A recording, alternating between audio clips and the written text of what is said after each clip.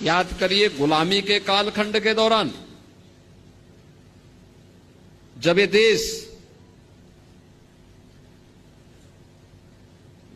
भारत और भारतीयता की विस्मृति के दौर से गुजर रहा था, गुलामी की कालखंड से गुजर रहा था, तब शिकागो की धर्म सभा में इसी परंपरा में पैदा हुआ एक सन्यासी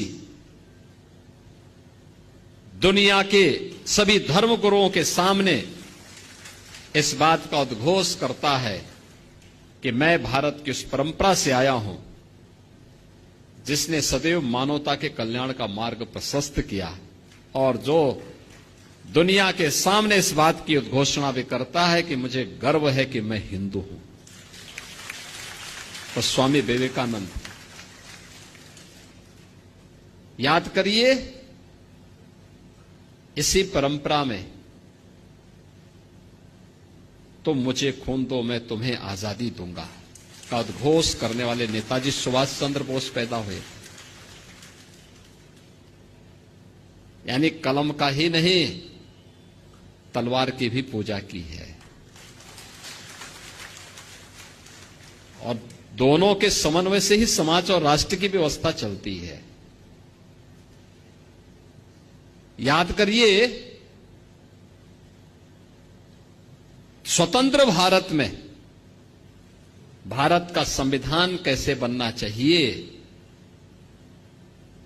उत्तर दक्षिण पूरब पश्चिम क्षेत्र, भाषा, जाति, मत, मजहब, इन सब को एक साथ एक मंच पर ला करके खड़ा कर ले।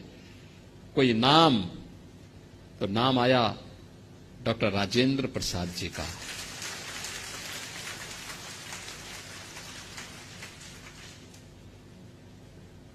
डॉक्टर राजेंद्र प्रसाद जी का।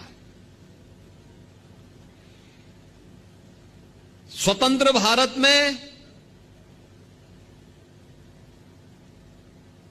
बार बार दुश्मनों के द्वारा किए जा रहे हमलों का जवाब देने के लिए कैसा प्रधानमंत्री चाहिए,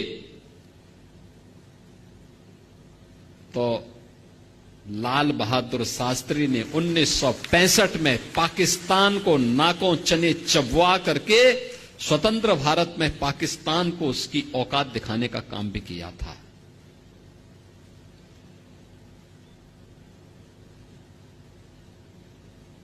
कौन कहता है कि कायस्थ समाज केवल अपने कारोबार तक ही सीमित है, केवल कलम तक ही सीमित है? 1975 में जब लोकतंत्र का गला घोंटने का काम किया था, तब जयप्रकाश नारायण जी आगे आए थे, क्रांति का संघनाद उन्होंने किया था।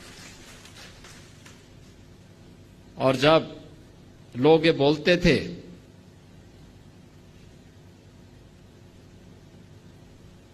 कि अयोध्या में राम मंदिर कभी नहीं बन पाएगा,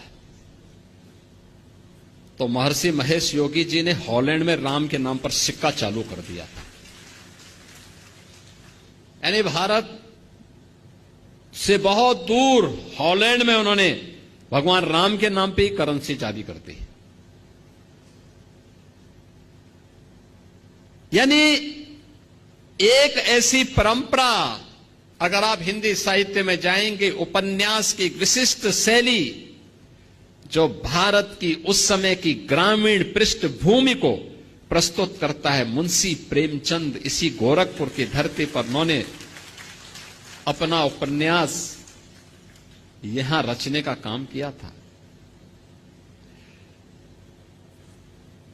कौन से ऐसा क्षेत्र है, एक लंबी फेरस्त है। मैं जब अंदर इंटर कर रहा था तो मैं देख रहा था उन सभी महापुरुषों के चित्र लगे हुए थे, और मैं तो चित्रगुप्त महासभा से कहूंगा उन सभी महापुरुषों के चित्र चित्रगुप्त मंदिर में लगने चाहिए, लगाए जाने चाहिए।